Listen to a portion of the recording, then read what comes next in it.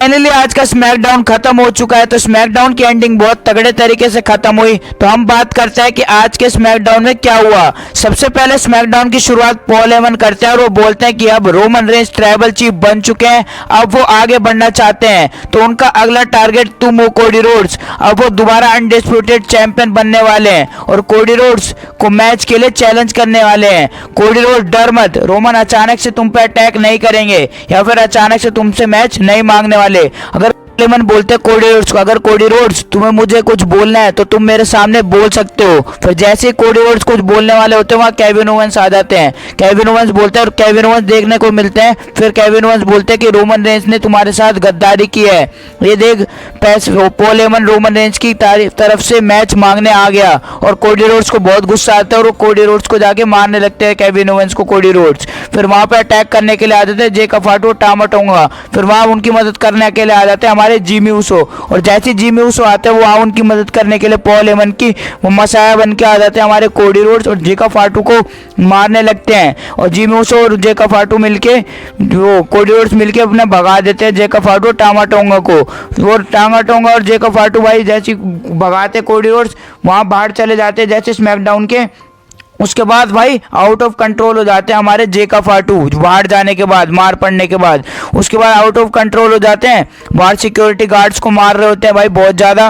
फिर वहाँ पर हमें दिखाई देने को मिलते हैं एले नाइट। और एले नाइट क्या करते हैं भाई, हमारे क्या कहते हैं जेकब फाटू को भाई लॉक कर देते हैं कमरे के अंदर। कमरे के अंदर जैसे ही लॉक करते हैं तो भाई वो खुश हो रहे होते हैं कि अब मैं आराम से अपना मैच लड़ूंगा और चैंपियनशिप बैट जीत जाऊंगा भाई, आराम से शिंसुके नाकामोरा को हरा दूंगा। तो वो बहुत ज़्यादा खुश हो रहे थे, पर उन्हें क्या पता वो बहुत बड़ी गलती कर चुके हैं। बाद हमें चर्ची ग्रीन और मी एम्स का मैच देखने को मिलता है, यूनाइटेड स्टेट्स चैंपियनशिप मैच, जहां पर हमारे अपने पाइपर नेवन डिस्ट्रैक्शन कर रही होती है। इसकी वजह से भाई चर्ची ग्रीन अपनी यूनाइटेड स्टेट्स चैंपियनशिप डिफेंड कर लेती हैं। इसके बाद हमें मैच देखने को मिलता है शिंसुके नाकामुरा और एले नाइट के बीच में।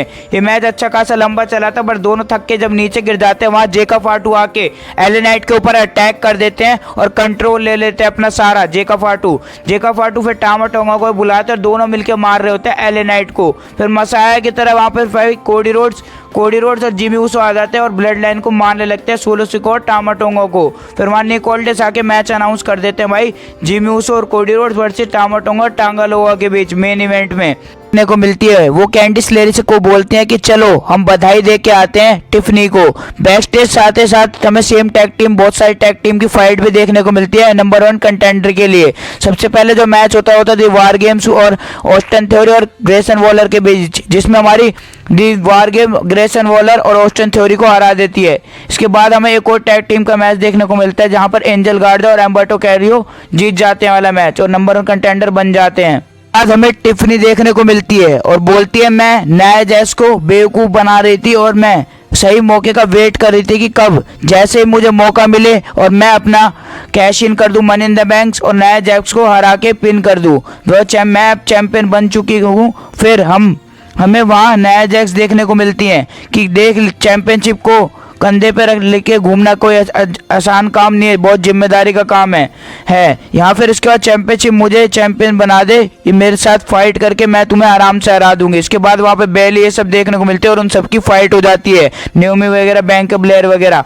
फिर इनका फैटल 4-वे मैच अनाउंस हो जाता है जो हमें देखने को मिलता है और टिफनी साइड हो जाती है वहाँ से। इसके बाद उस मैच में जो विन करती है वो करती है हमारी बेली विन। ये मैच कम से कम 1 घंटे चला था, तो मुझे इस मैच का कोई सेंस समझ में आया नहीं कि 3 घंटे की स्मैकडाउन हो गई, इसलिए मुझे लगता है वाला मैच लंबा खींच दिया था। इसके बाद हमें देखने को मिलता है फाइनल मोमेंट जो मेन इवेंट था हमारा जेकब फाटू और टामा टोंगा वर्सेस केविन ओवेंस और कोडी रोड्स के बीच, कोडी रोड्स और जिमी ऊसो सॉरी। इसमें क्या होता है, कोडी रोड्स को मारने के लिए केविन ओवेंस बीच में आ जाते हैं और यहाँ पे क्या होता है कि भाई जिमी ऊसो अकेले पड़ जाते हैं। फिर वहाँ टामा टोंगा और जेकब फाटू जीत जाते हैं। फिर एंडिंग हमें स्मैकडाउन की देखने को मिलती है कि जो कोडी रोड्स है ना उनको केविन ओवेंस मार रहे होते हैं और पटक देते हैं टेबल के आसपास। देखो ऐसे पोपो पावर बॉम्ब की कोशिश करते हैं और पोपो पावर बॉम्ब मार के टेबल पे फेंक देते हैं कोडी रोड्स को और यहीं पर ही हमारा स्मैकडाउन एंड हो जाता है। तो आप मेरे को बताएं कि 2 घंटे का स्मैकडाउन आपको ज़्यादा पसंद आता है या 3 घंटे का?